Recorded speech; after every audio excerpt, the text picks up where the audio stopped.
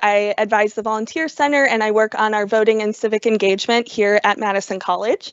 And then I'm going to give the microphone over to Jonah to introduce himself. All right. Hey, I'm Jonah. I'm our nonpartisan voting assistant here on campus. I help with student civic engagement. Scarlett's my boss.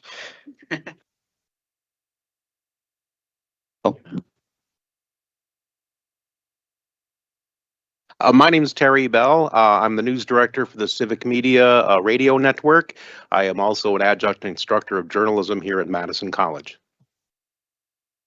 My name's Kai Brito. I do a little bit of everything, but some people may know me as the Student Senate President, also Wisconsin Student Government President, also involved with College Dems, but not here today. It's important to know that you can have opinions, but also, act nonpartisan in certain roles. So thank you very much for allowing me to help out with this event.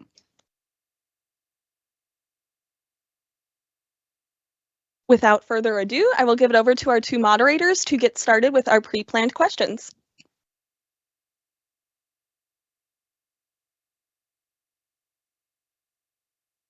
All right. Can you tell us why you are running to be Dane County Executive?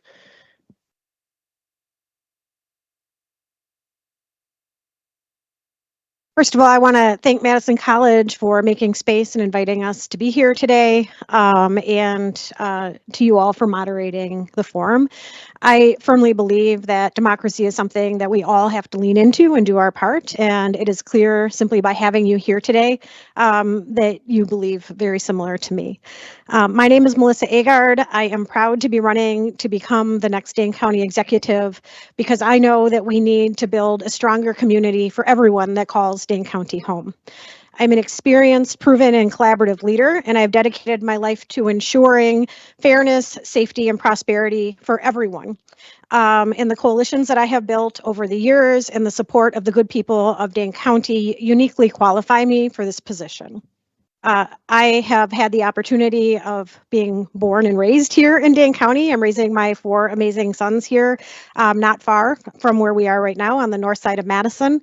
I've served on the Dane County Board of Supervisors for 2 terms for 4 years, chaired the Health and Human Needs Committee, was elected to the state legislature, served 8 years in the Assembly, 4 years. I'm finishing up in the state Senate, and I served as the Democratic Minority Leader. I know that we're at an important time here in Wisconsin and Dane County, and now more than ever, we need an experienced leader to ensure that we're taking advantage of the success that we have here in our community and find sustainable, thoughtful paths forward so that we have a more just and equitable community for everyone in Dane County. The experience that I have is what it is that we need as we move forward. I strongly believe that everyone, especially our kids, need to know that their dreams matter and that they can achieve anything it is that they dream. And I'm going to work very hard to ensure that we have a safe and strong community for everyone that calls Dane County home. I will work hard to invest in housing, continue to address climate change and environmental protections, confront our egregious racial disparities, and provide innovative workforce development in our community in order to continue moving us forward. Thank you. Ms. Pellebon. Thank you so much. This is working. Oh, there it is. Hello, everyone. My name is Dana Pellebon. Thank you so much for being here, and thank you for being a part of this process, because it's important that everybody understands how government affects you, and especially local government and especially county government, because county government oversees some really important things that are happening in our community. So why am I running to be county executive? I'm not from here, but I've chosen here as my place to live and the place to raise my son, the place to have my career, do my art, and make changes, concentrated changes here in this county. So in my 30 years as an executive here in this community, and one of the reasons why I talk about being an executive is that this position in particular, and one of the reasons why I was interested in this position is that it is not a legislative position. It is an executive position, and that is where the core of my work stands. So when I started in housing back in the early 90s, I worked for a property management company, learned a lot about what affordable housing is here, and actually managed the very first affordable housing projects that happened here in this community. Not just Section 42, but Housing First, a variety of different spaces. In that time, I learned all about strategic planning, budgeting, management, managing people, because I managed staff throughout South Central Wisconsin and Milwaukee. I also then moved to Porchlight after 7 years, where I was their director of housing and operations.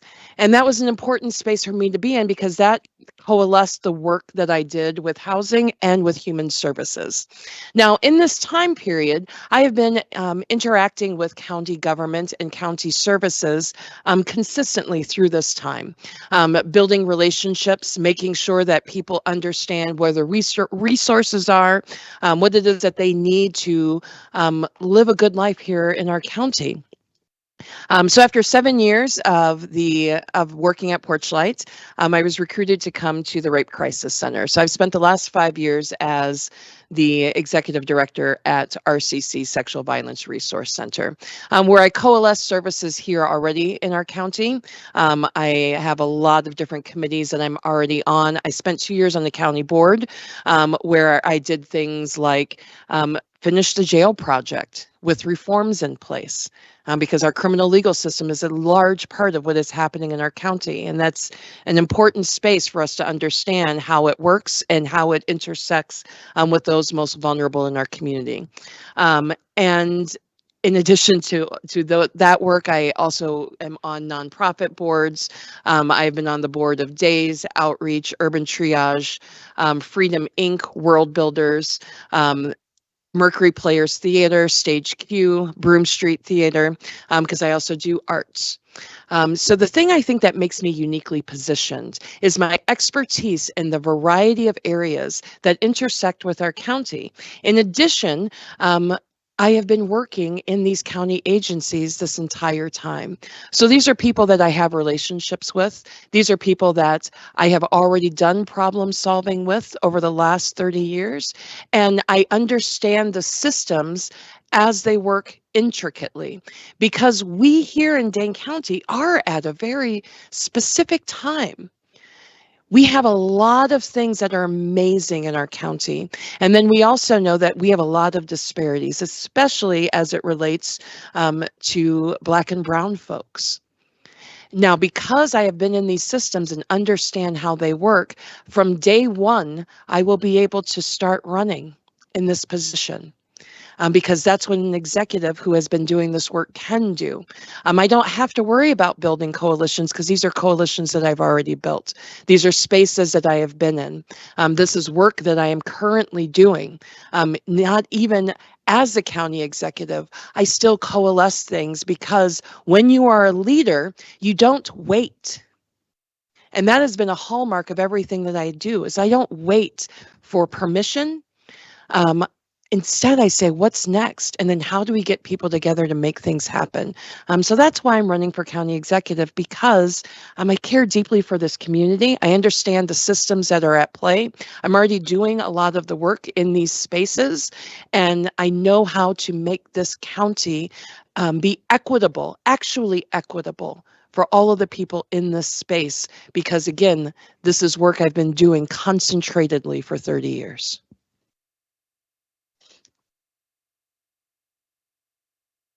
The next question goes to Ms. Pellebon. What are the one or two biggest issues facing students in Dane County, and what is your plan for addressing those issues? So the thing I hear most about is actually affordable housing. So first, we have to acknowledge that what we call affordable housing isn't necessarily affordable. And let me just say that there is not things that we can do legislatively to make that change, because there are programs that run out of HUD that are very specific and have to be run a specific way. Now, this is not a new problem. Back in the 90s, when I was doing this work, we were saying that we needed to build 10,000 units a year. Now we're at 7,000 units a year in order to keep up with the population growth. But when I managed one of the very first tax credit properties here, what I found was that I couldn't get my single mothers into housing. The people that needed housing the most, the people that were most impacted, the people that did not have the opportunity to make money in the same way that other folks did because they had other things that they were worried about. So instead of saying, well, that's too bad, because that's what everybody says. Well, these are the rules. This is how this works. I created the Second Chance program. And let me tell you about this program. So this program brought together people in the community, brought together the people who were applying for units and property owners. And what we did was a tenant education program that educated both tenants and property owners on rights and responsibilities, how to take care of a unit, what does financial security look like? What does budgeting look like in spaces when there's tough and it is hard? How to make the connections to financial institutions, what it is that you need in order to move forward in life, right? And in exchange for going through this program, I had property owners that said, instead of saying 3 times the amount of rent, we will be able to, they can show that they have the ability to pay.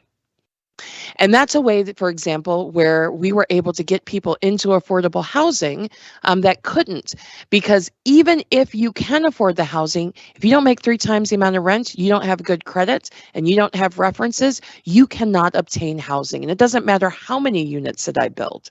And I will tell you, as somebody that works every day with people that need housing, it is not a lack of units. It is the lack of ability to actually attend to that housing.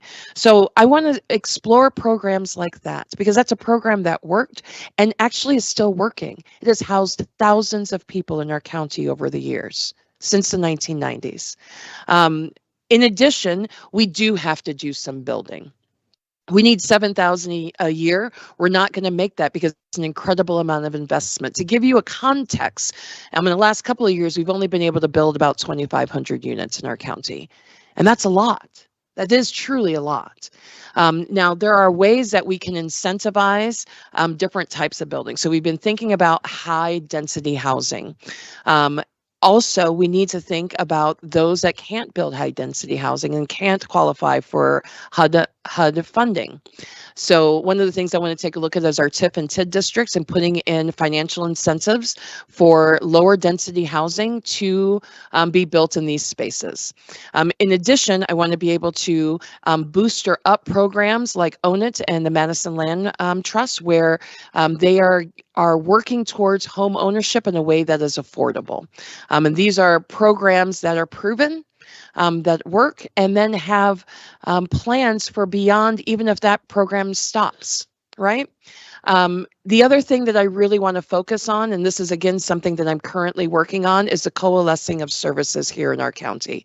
We have 409 purchase of service agencies outside of just the County Health and Human Services Department. And our County Health and Human Services Department is our largest part of our budget. This is where we spend most of our money. We do not have a handle on all of the services that are happening in our community, and we need to. We need to be able to connect services with people. We need to know where it is that we are referring. We need to make sure that we are utilizing our dollars with our purchase of service agencies in a way that is not duplicative and that does not create confusion. So I think about our housing navigation system. It's a system that currently creates confusion. There are ways to fix that. We know that there are ways to fix it, but we have to concentratedly build those systems. And this is, again, work that I am currently working on and look forward to continuing as the county executive. Same question to Senator Agard. What do you see as the biggest issue facing college students, and how would you plan to address them?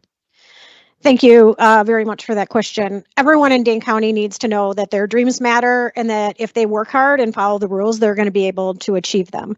And I have over 14 years of elected experience here in Dane County of reaching out into the community, listening earnestly to what it is that matters most to people, and acting on it.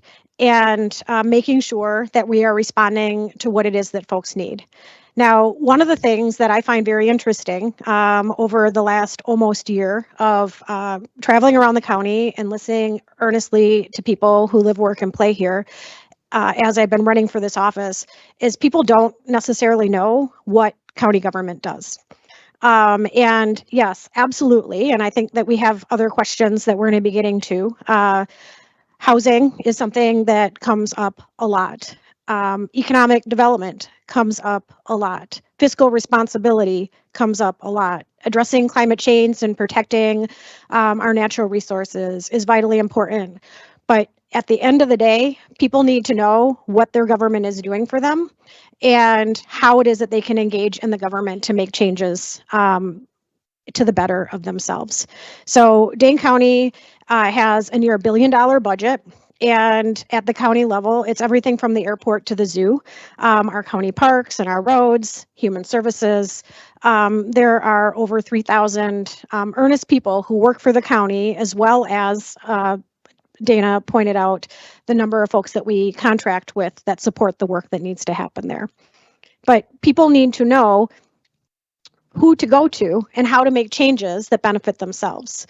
I've represented this area, including this campus, for quite some time. When I was first elected to the legislature as an assembly representative, I was invited here with members of the student body, and we talked about college affordability. We talked about access of menstrual products in bathrooms. We talked about safety and advocacy for victims of sexual violence. We talked about need of housing, because when you're a student here, if you're a young student just getting out of high school, you may not want to live in your parents' home anymore, but there isn't the access of dorms like there are in students that are just down the road at UW-Madison, for example.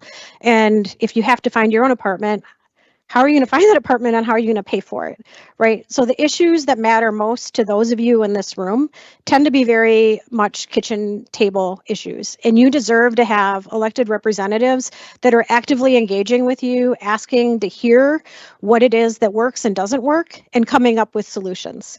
You deserve to have government that hears you earnestly and is delivering for you and helping connect you with those services, whether it is when I was in the state assembly, legislative work at the state level, or being able to pivot to other layers of government. And I have relationships with folks at the federal level, honored to have been endorsed by Congressman Pocan this week.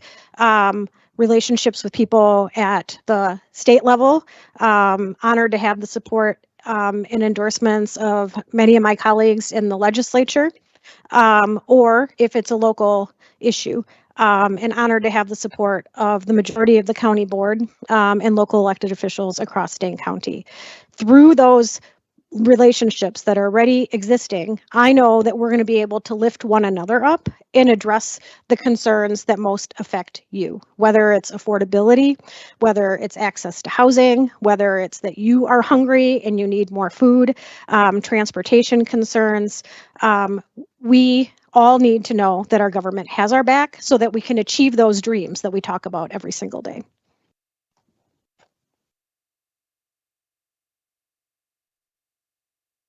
So, what unique qualities or skills do you bring to this position?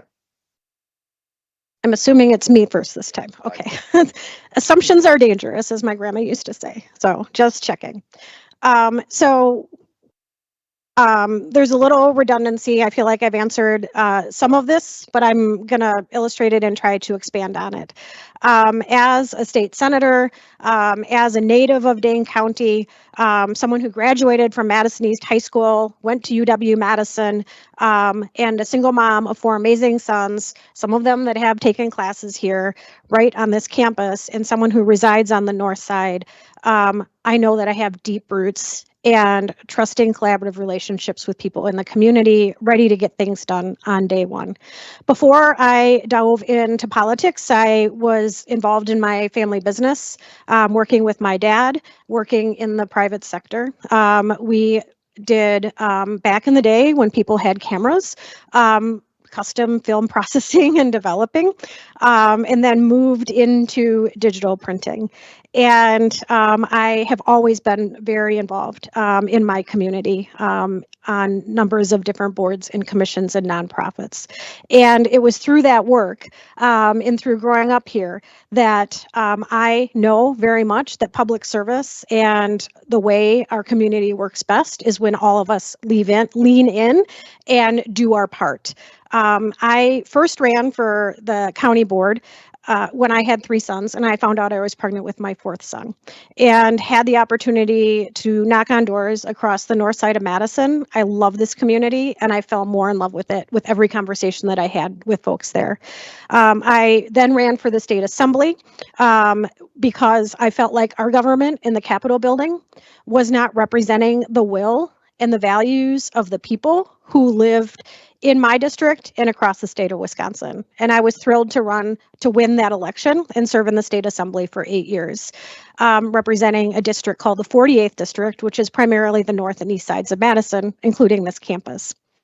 Then Mark Miller, who was an amazing senator for many years in Wisconsin, announced he was going to retire. And I found myself questioning whether I should stay in the assembly or whether or not I should run for the state senate. Now, I was in the middle of a pretty terrible divorce at that point in time. So this was a tough choice to make as a mom of 4 and going through some personal stuff. But I decided that I was going to lean into my service for my community, something that I have always valued. And I ran for the 16th Senate District. And that was during COVID. So that was a wild campaign, but learned and fell more in love with the community that I live in and was honored to represent that. And the 16th Senate District covers a good chunk of Dane County, the northeast and south sides of Dane County. And I've served in the Senate for 4 years and was unanimously elected, in fact, by my colleagues to be the minority leader, the Democratic leader, and loved leading at my caucus and working with parties on both sides of the aisle in order to get things done. Now, the county executive position is a nonpartisan position. I had to walk into rooms and work with, I had the opportunity, didn't have to, walk into rooms and work with people like Robin Voss and Devin Lemieux who think about the world very differently than I do. I didn't check my values. I was able to lean into them and lift them up, but I was able to get good things done for people all across the state of Wisconsin in that role. And then Joe Parisi announced that he was retiring from the county executive position. I knew then that it was time to go back to county government because local government is where it is that you can affect people's lives most. I grew up as a kid that didn't have a lot. I benefited from county services. And I know when county government does well. I'm able to be a state senator and run for county executive thanks to county government and the services that our county provides. But I also know that we can do better. My youngest brother died of fentanyl poisoning during the COVID pandemic. And I know that that is not a unique story. There are people in this room, probably every one of us, that have been touched by addiction. We know county government can do better, and I pledge to do better there. I think that it is time that we here in Dane County have someone who has benefited from and sees the good of government and has the relationships with folks at all levels in order to lift all of us up and address some of the generational problems that we have. Thank you. So the unique qualities and skills that I have is that I am an actual executive. And I have been running departments, I have been running programs, I have been doing strategic priorities, I have been budgeting, I have been implementing budgets. I have been working at that 1,000-foot level in our community for a really long time. So when I talk about the fact that we have a housing navigation system that's broken, A, I already know that it's broken. B, I know where the gaps are. C, I know then what is needed to fill those gaps because me and the people in the community have been talking about this for a really long time. But we've not been able to move things forward because we've not had someone at the county government level who is used to working at that 1,000-foot level.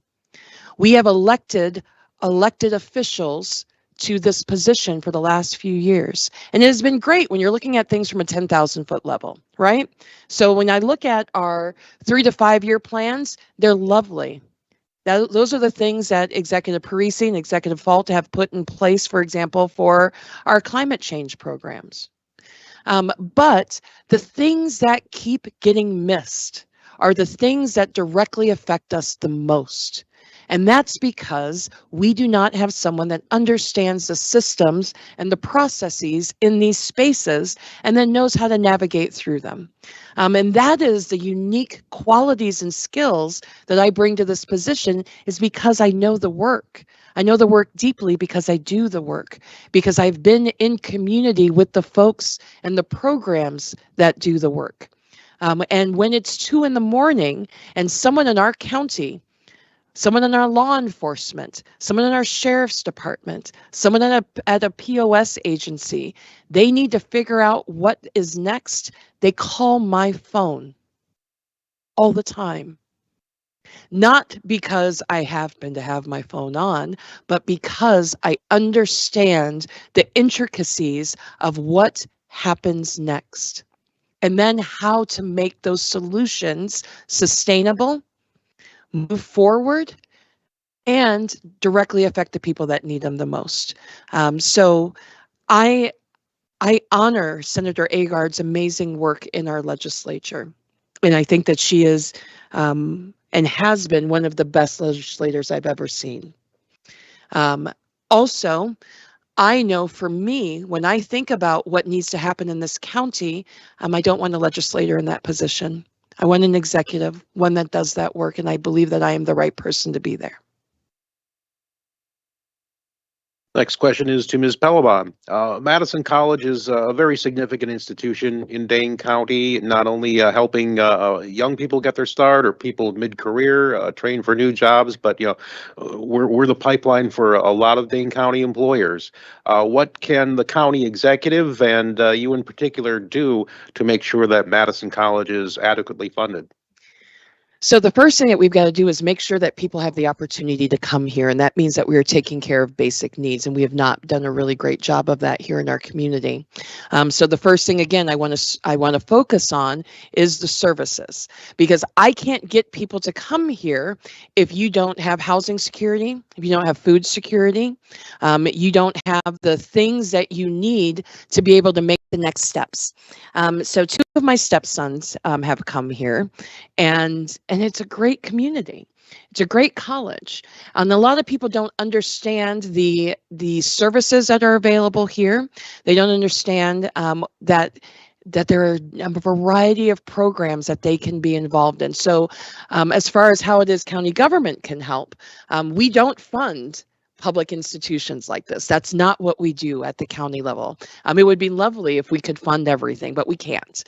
So the things that I can focus on is making sure that the base needs are cared for so that people have the bandwidth, ability, and room to be able to come to Madison College and to know what is available at Madison College to help move them forward. I have worked here as an adjunct professor. I also have staff here in our services department. So we know the intricacies of what happens here at Madison College, and it is very important. But as far as what county government can actually affect for our community here at Madison College, it is to make sure that every person here that comes to Madison College or strives to come to Madison College has the ability to do so because they aren't worried about their basic needs.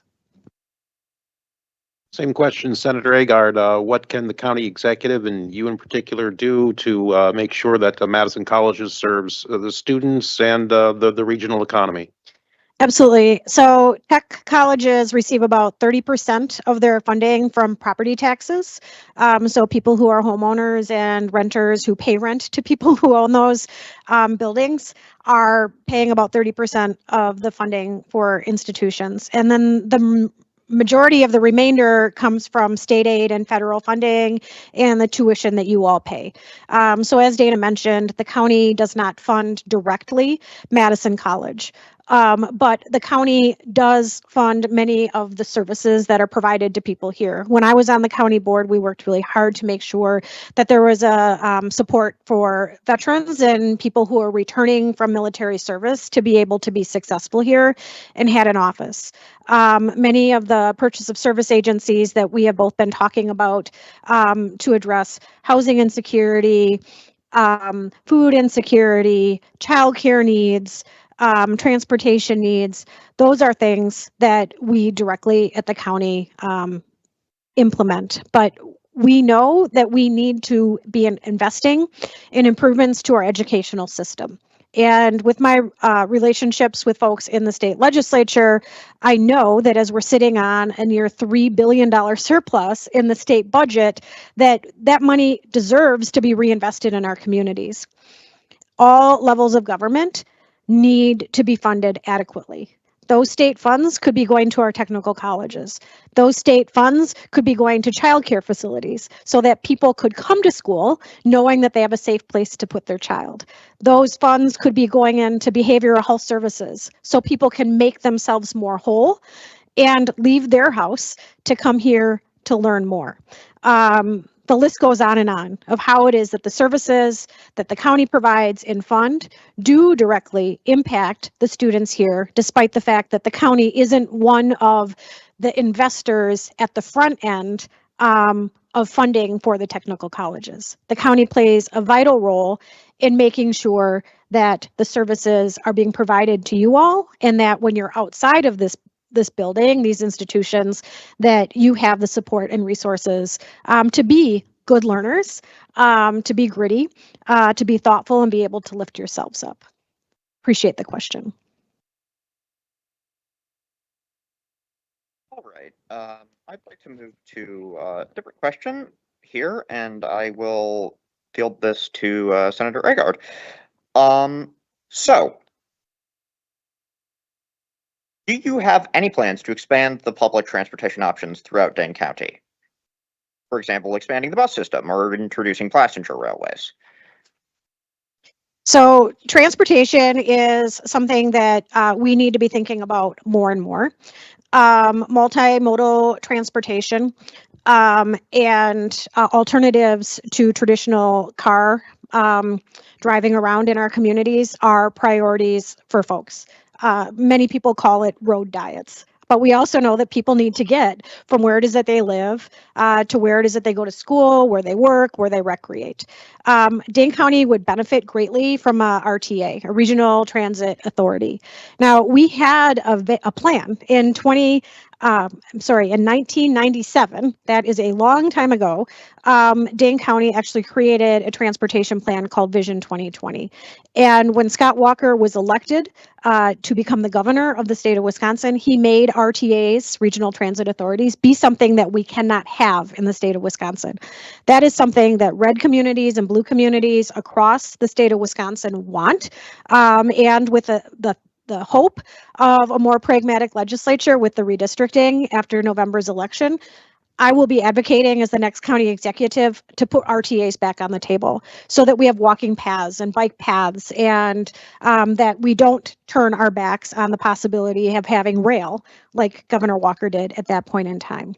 So right now we live in this school is in a footprint that benefits from Madison Metro. Madison Metro is funded by the city of Madison, and they are partnering with many local communities that touch Madison as well as businesses to provide transportation services. And they have taken funding from the federal government to provide the BRT services, which look to be working. The BRT stops seem to be pretty full, and I'm hearing from folks that they're able to get where they need without a lot of hiccups. But that is privilege, right? It's for people that are on the BRT lines within the city of Madison. And Madison College and Dane County is much bigger than the city of Madison. So we do absolutely need to be investing in long-term transportation solutions for the whole county, whether you're living in Marshall, Roxbury, so that you can get around, not just in the city of Madison. I'm not running to be the mayor. And that is going to mean not only do we need to think about what we're doing right now and addressing concerns right now, but how are we thinking about the future? And what steps and actions are we taking to address transportation needs for the future? I appreciate the question. So again, let's talk about what county government can do. So county government generally does not intersect with transportation. So even if there is a regional transit authority, that's something that would be run by the city of Madison. Now, can we as a county invest money to expand if there is a regional transit authority? Absolutely, we can. However, that's not in place right now. So the things that we can do is we can talk to local businesses, we can encourage local communities, give technical assistance around what it is that is needed for transportation options. Because again, the thing about county government is that we have very specific places and spaces. So we do have some purchase of service agencies that do provide transit. So we can look at their funding and whether or not that can be expanded to allow for more transit options for folks with disabilities. But as far as how it is that we as a county can affect what is happening regionally with transportation, there is a limit that we can do. Now we can lobby. That's important, right? It is important to be able to say to the state Senate and the state assembly, this is what it is that we need. It's important to say that to the governor.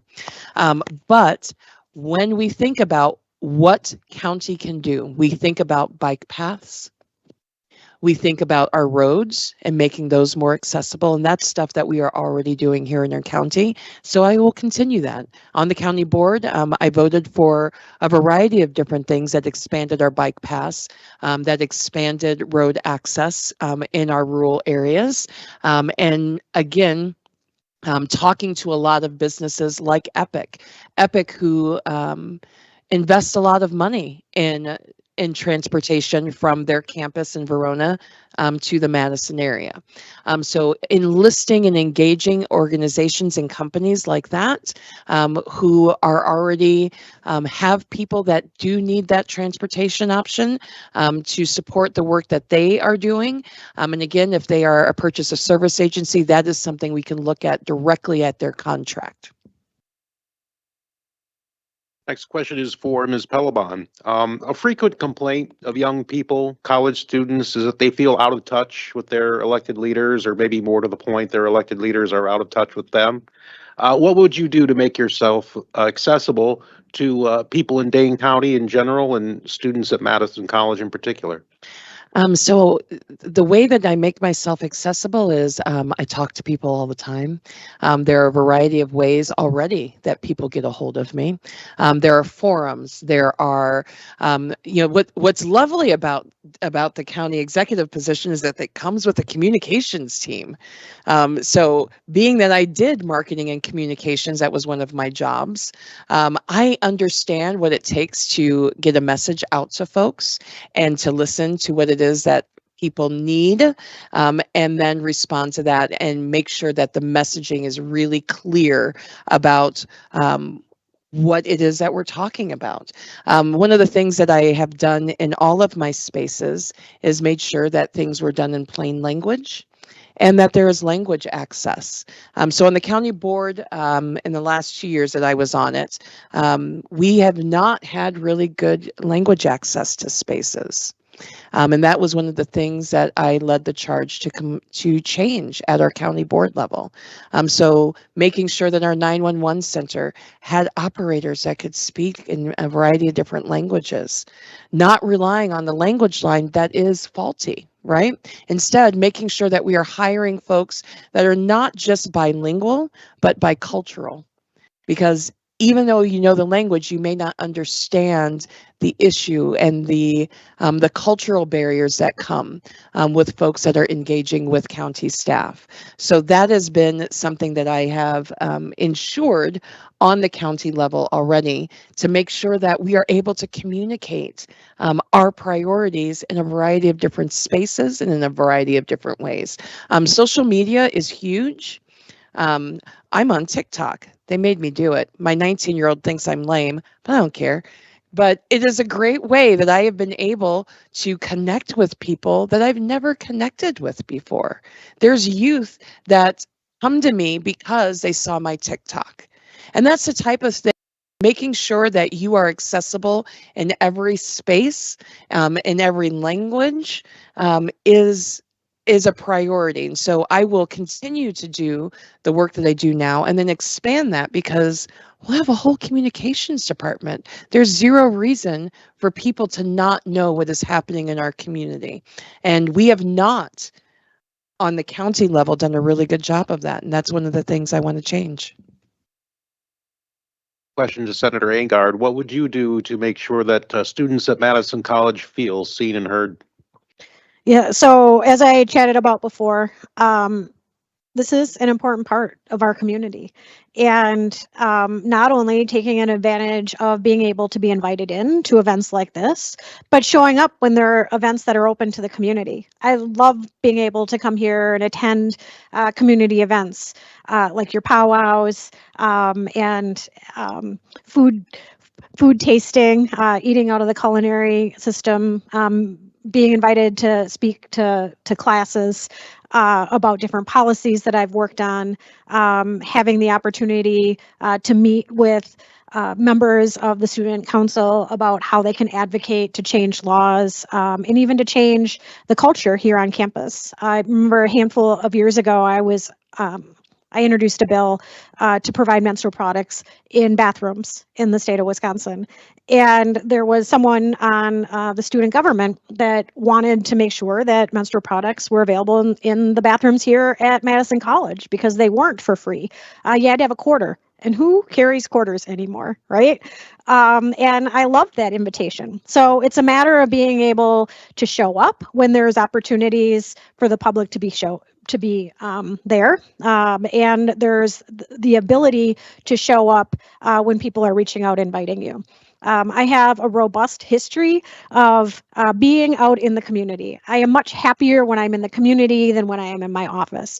So whether it is coffee shop hours, walk and talks through parks, bike rides around town with people who are interested in chatting and seeing things in the community, the newsletters that get sent out to people within the community, holding town halls, attending forums, answering emails, answering messages that come in through social media on my phone, direct outreach into the community with someone has said, this is something that's important to me, keeping track of it. And then if there's a change, looping back with them and letting them know how there is a change. Heck, when I'm at the grocery store, people will stop me and want to talk about stuff. Being graceful about, I want to get home. I'm a little hangry right now, and I know I've got some kids that are hungry, but what is important to you, we need to stop and we need to listen and we need to be available. So I have this track record of having robust outreach and listening authentically to my community, and I will continue doing that. I think that asking people to find their way through a government building to reach out to their elected official is not fair. That is privilege, right? Like, you have to be able to get there. Maybe you have a vehicle that you need to park. You need to navigate yourself around a building that is intimidating and scary. So, if one of you owns an owl and you send owl mail, I will figure out a way to respond to you that way as well.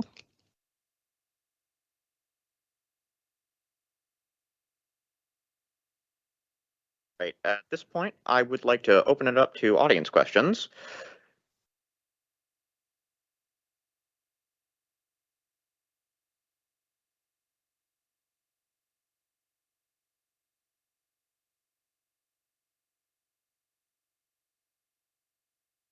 Right, so looks like we've got one up on here, and whoever wants to take this can. I can't see that. On September 13th, the Capital Times reported a homeless services contract for Dane County Human Services overspent their budget by $100,000.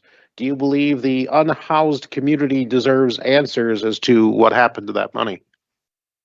I'd like to directly address this. So understand that that $100,000 overage already went to the homeless community and is being paid for by that agency. So the county government is not paying for that $100,000 overage. There's been a lot of misinformation about that situation in particular.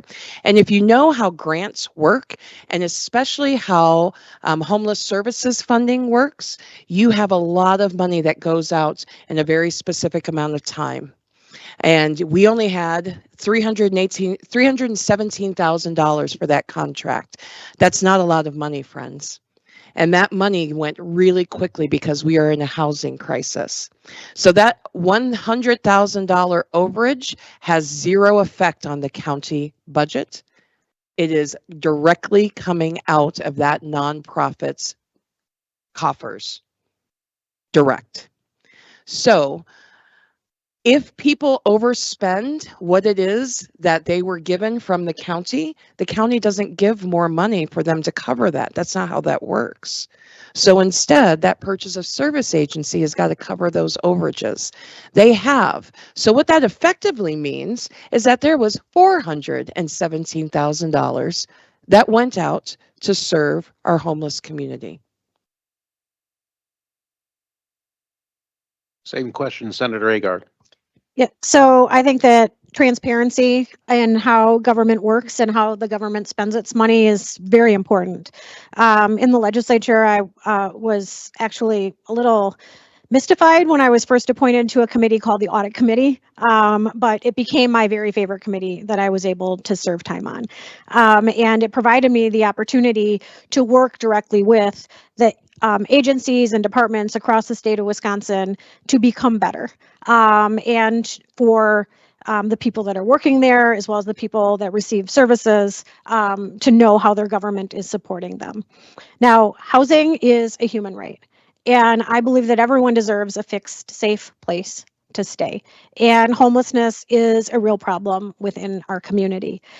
And I have invested money into housing projects from my time when I was on the county board and chaired the Health and Human Needs Committee to my time in the state legislature. And I will continue to prioritize investments in housing. I do think that at all levels, however it is that we spend our money, and whoever you are, the federal government, our state government, our county government, our local governments, people deserve to know how that money is being spent, whether the government is spending the money or whether that is money that the government is putting out into the community. So having accountability in the contracts that we have in the community with the folks that are providing the services through purchase of service grants is important. As Dana mentioned, that that money is not going to come out of the county coffers, but it does seem like people are confused.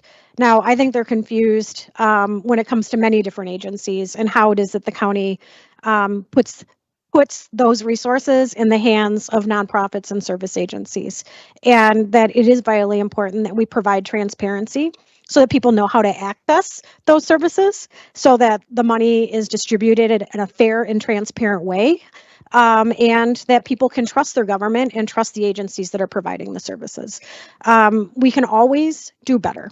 And I am hopeful that as the next county executive, that not only as how the county spends its money and where we invest it, that people feel like they understand it and there's more transparency. Right earlier on, I talked about a lot of people don't even know what the county does. That's a shame. But also the people that we are distributing money to, that they are able to answer these questions. And I think that, we as a community deserve to have a government that is responsive. And if people have questions, we should have answers. All right, this next one is neither candidate have mentioned the influx of Hispanic immigrants. How will you support these communities and Centro Hispano, I'm sorry if I butchered that pronunciation, a vital organization to these people? You want me to go first? Okay. So this was one of the questions that was provided ahead of time. So I guess I was waiting for it to be brought up. We are in the middle of Hispanic Heritage Month, and I drove down East Wash in order to get here, and I loved seeing all the flags outside of Madison East High School. I think that's a vision and a message to the community, not only the students that go to East High School, but to the people that navigate up and down East Washington Avenue, that folks are welcome here. And that may be symbolic, but it makes a difference in our community. It is clear to me that we have policies that we need to change at the federal level and at the state level to make sure that everyone knows that they are welcome in our communities. It's lovely to be able to celebrate days and weeks and months with different names, such as Hispanic Heritage Month. But I think that we need a leader who is going to lead and act with a frame every single day to celebrate our heritage and the heritage of the people that work, live, and play in Dane County, and make sure that we're actually removing barriers to folks. So whether it is contracts with the Latino Chamber, with Centro Hispano, being available to bilingual radio shows, attending festivals and community events in the community, we need a leader who is going to make sure that folks have a seat at the table when they typically haven't, as well as to be able to celebrate culture and heritage, whether it's Hispanic Heritage Month or Dairy Month or Tibetan History Day, right? Like everyone who lives, works, and plays in Dane County deserves to know that their heritage is valued and that they have a place here and that it is not causing a barrier for them to be successful, and that their dreams can be achieved. So in the work that I currently do, I partner with all of these organizations. Not only do we partner with these organizations, but I ensure that there is outreach directed to our Latina community by folks who, again, are bilingual and bicultural. That's an important space. When we do work, and I'm going to talk as an executive director of an agency that has privilege. So when I do work with agencies that are culturally specific, and even though I am a Black person that runs an agency, my agency is a 50-year-old agency. We've been around a while. We have benefited from white privilege in a lot of spaces. So what we do is when we are connecting with agencies that are culturally specific, like Centro, like Unidos, like Fernando de Lazos, the Latino Chamber, is the first thing that we do is we find out what is the help that you need and how can we use our privilege to support the work that you are doing. So at RCC, I utilize some of our funding to partner with Unidos.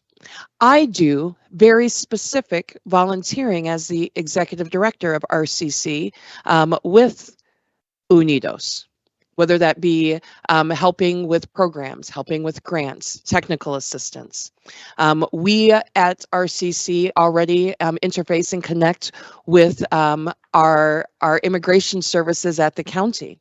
We are at every single new person that comes into our county and connects with our immigration services. We are there to make sure that they understand what services are available in the community. And we do that in conjunction with our culturally specific agencies, making sure that their voices are the lead voices and that we are the support. So as far as how it is that I will support these communities as a county executive, the same thing holds. Making sure that there is language access, making sure that all of our systems are accessible, not just language-wise, but culturally, that people are understanding what is available to them, and that the agencies that do the bulk of the work, the agencies that do the bulk of that work in these communities are properly funded and have the support that they need technically from the county in order to make that happen. And that is all the time we have. I believe Scarlett has a few last words for us. Yes, I just want to thank everyone again so much for coming today. It is so critical that we engage with our local elections. I know we hear a lot about the upcoming presidential election, but engaging on your local level is so important. It impacts your day-to-day life as we've heard from both of our amazing candidates today. And thank you again so much, Melissa and Dana, for joining us. So just a few final notes here. I wanted to provide some resources for everyone. We have our Madison College TurboVote site. You can check your registration status, sign up for election reminders, preview your ballot there. You can also discover more civic engagement events that will be coming up on campus. There's a nonpartisan candidate guides site as well called guides.vote that will help you navigate. That is done by nonpartisan journalists across the country. You can also become an election observer. That's a great way to get engaged on the local level.